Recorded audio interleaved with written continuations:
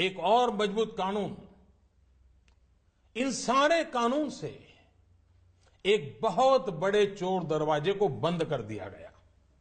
देश में अघोषित आय को पेनल्टी के साथ घोषित करने की योजना में काफी बड़ी मात्रा में अघोषित आय उजागर हुई।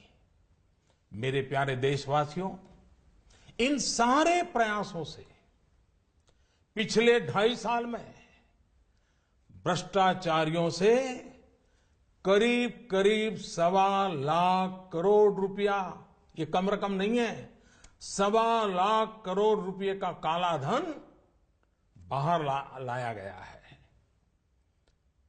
ऐसे करोड़ों भारतवासी जिनके रग रग में ईमानदारी दौड़ती है, उनका मानना है कि भ्रष्टाचार, काले धन, बेनामी संपत्ति, जाली नोट और आतंकवाद के खिलाफ निर्णायक लड़ाई होनी चाहिए।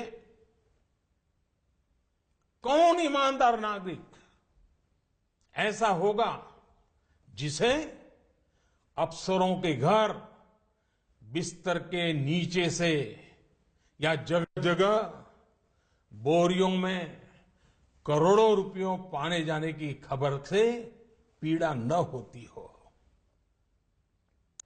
आज देश की मुद्रा व्यवस्था का हाल यह है कि देश में कुल सिक्कों और नोटों की जो मूल्य है, उसमें 500 और 1000 रुपया वाले नोटों का हिस्सा लगभग 80 से 90% तक पहुंच गया है। देश में कैश का अधिकतम सर्कुलेशन का एक सीधा संबंध भ्रष्टाचार से है। भ्रष्टाचार से अर्जित कैश का कारोबार महंगाई पर बड़ा असर पैदा करता है। इसकी मार गरीबों को झेलनी पड़ती है। इसका सीधा प्रभाव गरीब और मध्यम वर्ग की खरीदने की शक्ति पर पड़ता है। आपका भी स्वयं का अनुभव होगा। जब मकान खरीदने जाते होंगे, जमीन खरीदने जाते होंगे, तो आपसे जब सौदा होता होगा तब कहते होंगे कि कुछ धन चेक में लेंगे और ज्यादातर कैश में मांगी जाती होगी। ईमानदार व्यक्ति के लिए कुछ भी खरीदना, एक मध्यम वर्ग के व्यक्ति को घर भी खरीदना हो तो उसके पास काले धन नहीं है तो मुसीबत हो जाती है। तो उसके पास कैश के इस धंधे के कारण मकान, जमीन, उच्च शिक्षा, चिकित्सा, ऐसे अनेक सेवाओं को, उन वस्तुओं को इन कारणों से उनकी मूल्य में कृत्रिम वृद्धि भी होती है, आर्टिफिशियल इंक्रीज होता है। भ्रष्टाचार से जमा किया गया धन हो या काला धन हो, ये दोनों बेनामी हवाला कारोबार को भी बल देते हैं। और हम जानते हैं हवाला का उपयोग आतंकियों ने हथियार की खरीद फरोख्त में भी किया है। चुनावों में काले धन के प्रभाव की चर्चा ये कोई नई बात नहीं है, वर्षों से हो रही है। बहनों और भाइयों, देश को भ्रष्टाचार और काले धन रूपी दिमक से मुक्त कराने के लिए एक और सख्त कदम उठाना जरूरी हो गया है। आज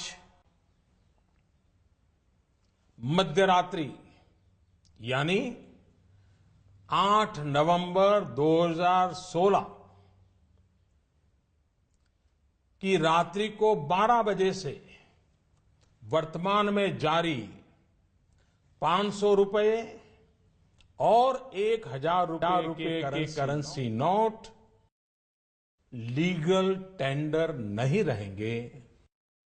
ये मुद्राएं कानूनन अमान्य होगी।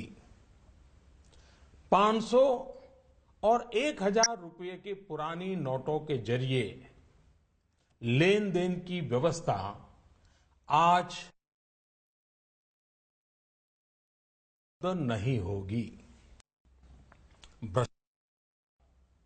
काले धन और जाली नोट के कारोबार में लिप्त देश विरोधी और समाज विरोधी तत्वों के पास मौजूद 500 रुपये, 1000 रुपये के पुराने नोट अब केवल कागज के एक टुकड़े के समान रह जाएंगे।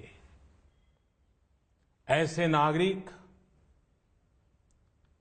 जो संपत्ति मेहनत और ईमानदारी से कमा रहे हैं, उनके हितों की और उनके हक की पूरी रक्षा की जाएगी। ध्यान रहे कि 100 रुपये, 50 रुपये, 20 रुपये, 10 रुपये, 5 रुपये, 2 रुपये और 1 रुपया का नोट और सभी सिक्के नियमित है और लेन देन के लिए उपयोग हो सकते हैं, उस पर कोई रोक नहीं है। हमारे यह कदम देश में भ्रष्टाचार, काला धन एवं जाली नोट के खिलाफ हम जो लड़ाई लड़ रहे हैं, सामान्य नागरिक जो लड़ाई लड़ रहा है, उसको इससे ताकत मिलने वाली है।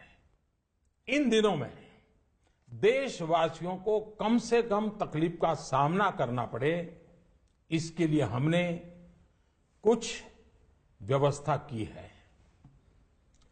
500 और 1000 रुपये के पुराने नोट 10 नवंबर से लेकर 30 दिसंबर 2016 तक आप अपने बैंक या डाकघर पोस्ट ऑफिस के खाते में बिना किसी सीमा के जमा करवा सकते हैं। आपके पास लगभग 50 दिनों का समय है। अतः नोट जमा करने के लिए आपको अफरा तफरी करने की कोई आवश्यकता नहीं है।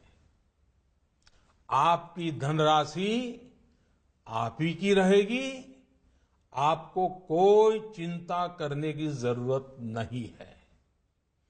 500 रुपये या 1000 रुपये के पुराने नोटों को खाते में डालकर आप अपनी जरूरत के अनुसार फिर से निकाल सकते हैं। केवल शुरू के दिनों में खाते में से धनराशि निकालने पर प्रतिदिन 10,000 रुपया और प्रति सप्ताह 20,000 रुपये की सीमा तय की गई है। ऐसा नए नोटों की उपलब्धता को ध्यान में रखते हुए किया गया है। इस सीमा में आने वाले दिनों में वृद्धि कर दी जाएगी। खाते में जमा करने की सुविधा के साथ साथ एक दूसरी सुविधा भी दी जा रही है।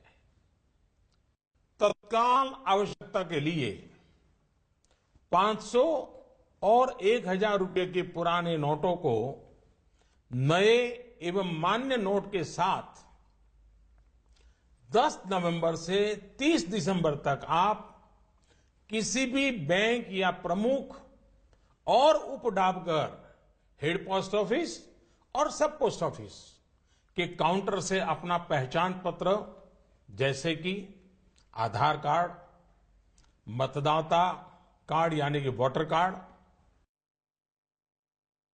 पासपोर्ट, पैन कार्ड इत्यादि सबूत के रूप में पेश करके आप नोट बदल सकते हैं। प्रारंभ में 10 नवंबर से 24 नवंबर तक 4,000 रुपया तक के पुराने 500 एवं 1,000 रुपये के नोट बदले जा सकते हैं। 15 दिनों के बाद यानी 25 नवंबर से 4,000 रुपये की सीमा में वृद्धि कर दी जाएगी। ऐसे लोग जो इस समय सीमा के अंदर अर्थात 30 दिसंबर 2016 तक पुराने नोट किसी कारणवश अगर जमा नहीं कर पाए, उनको 500 और 1,000 रुपए के पुराने नोट बदलने का एक आखिरी अवसर भी दिया जाएगा। ऐसे लोग रिजर्व बैंक के निर्धारित ऑफिस में अपनी राशि एक घोषणा पत्र यानी डिक्लेरेशन फॉर्म के साथ 31 मार्च 2017 तक जमा करवा सकते हैं।